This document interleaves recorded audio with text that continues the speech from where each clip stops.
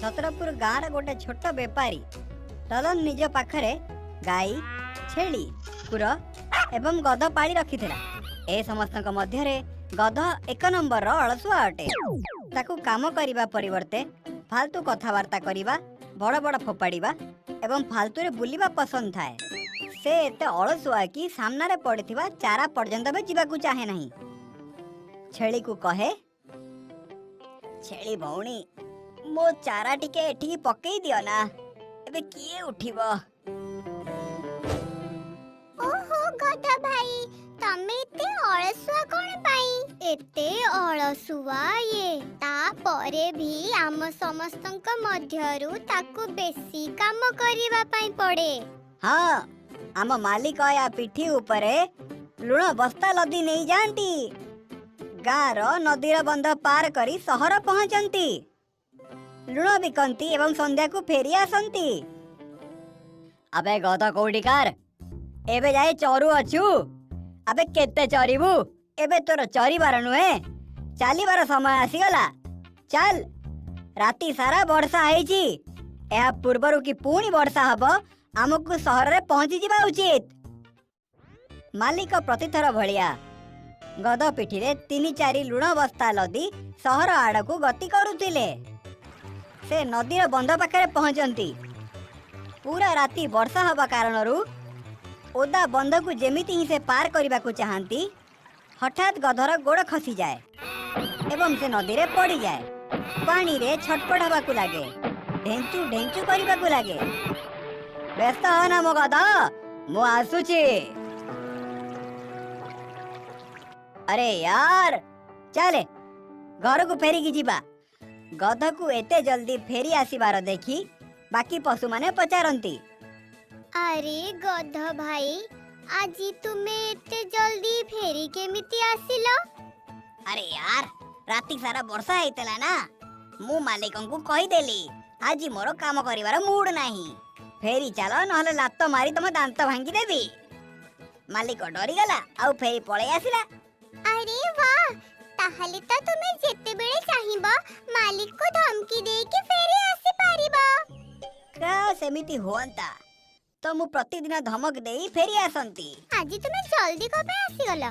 कौन करिबी, गध नदी रे पड़ी गला, सबु लुण पानी रे पड़ी गला तो सहर जाई कौन बिकिबी? फेरी के आसीबा को पड़िला। जदी एई कथा ताहाले त मु प्रतिदिन फेरी आसी पारिबी।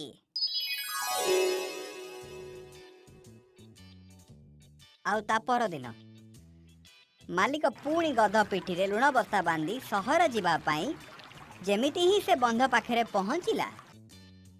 गध भाबे एई सुजोग अटे, नदी रे पड़िबा बहाना रे डेई पड़ुची। लुण ओदा हे गला तो मालिक पुणी घर को फेरी चलिया पे कहिबो।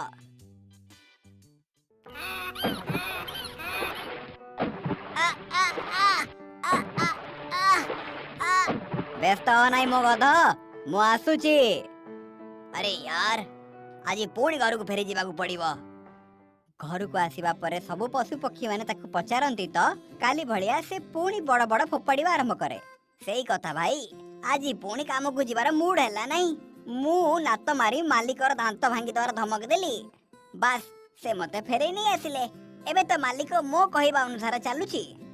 काली मु प्रतिदिन ताको अधा रास्ता को नहीं जाई धमक देबी आउ फेरी पळे आसीबी। वाह यार, तोर तो पूरा मजा। आउ प्रकृत रे गध को आराम मिलवा को लागे। ताकू ए बढ़िया आइडिया मिल जाइथिला।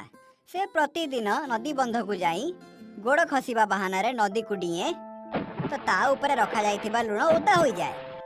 मालिक नदी को डेई ताकू बंचाए एवं फेरी घर को पळे आसे। गोटे दिन घर को आसी मालिक देखे कि गाई छेली कुकुर गधर सेबारे लागि छंती। एई निया गध भाई, रस भरा चारा खाओ। खाई सारला परे पानी पीबो गध भाई।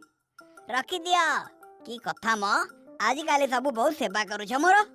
चलो एया तो मु चाहूतिली। सेवा तो करिबा पाई ही पड़िबो गध भाई। अरे जेते बेले तुमर लातर धमकी कथारे मालिक परिका मनीष डरी गला तो आमे कोन जिनिस हाँ ना छेली? हाँ गाई भौणी। ओ एहार अर्थ ए अलसुआ गध जानी शुणी नदी को डेऊ थाए।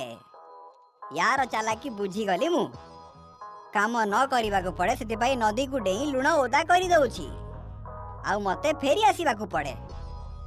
ठीक अछि बे गध काली तते मजा चखौछि। एवं ता पर दिन मालिक बहुत चालाकी रे लुण परिवर्ते चूनार बस्ता ता पिठी ऊपर लदी नहीं जाए। बंध ऊपर चढ़िया परे जेमिति ही गोड़ खसिबा बहाना रे गध नदी को डेई पड़े। बस्ता पानी रे पड़िबा मात्रे ही चूना जलिबा को लागे एवं तार पूरा पिठी ऊपर निया भड़िया लागे।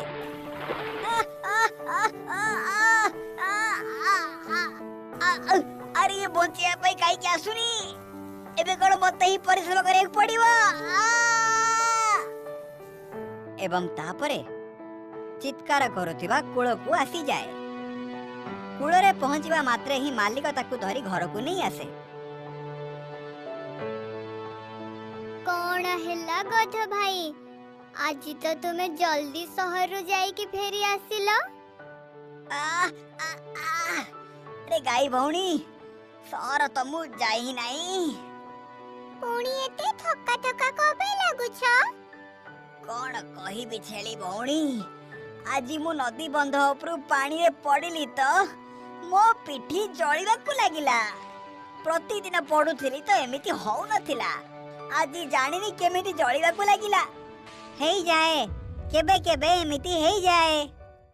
एवं ता पर दिन गध जेतबेले गोड़ खसिबा बहाना रे नदी को डिए तो आज ता पिठी काली अपेक्षा अधिक जळिबा को लागे। से दर्जरे चित्कार करिबा को लागे। अलसुआ गध मु बुझी जाइछि तो चाल आज तो पिठी ऊपर केवल चूना ही रखिथिली। गध दर्जरे चित्कार करुथिबा बाहर को आसे। से कूल को आसीबा मात्रे ही मालिक तार कान धरी पकाए। केतेबेले जाए फेरी घर को जीवा? वर्षा तो केवल 4 मास रहिबो। 4 मास जाए तो गोड़ खसिबो तो मो धंदा तो बंद हो जीवो। चल आज सहर जाई कि ही आसीबा। आउ से दिन मालिक गध को पूरा सहर रे बुलेई बुलेई एते दिन जाए आराम करुथिबार प्रतिशोध नहीं जाए। गध भी भाबे बाप रे जदि आज आउ टिके समय अलसुआ हे पानी रे रही थांती तो मु मरी जाई थांती। आज गोटे कथा मु बुझी पारिछि मनीष हेउ किंबा पशु ताको अलसुआ हेबा उचित नुहे। नहले अलसुआ हेबा कारणरू से पानी रे नुहे श्मशान रे मध्य जली जाई पारे।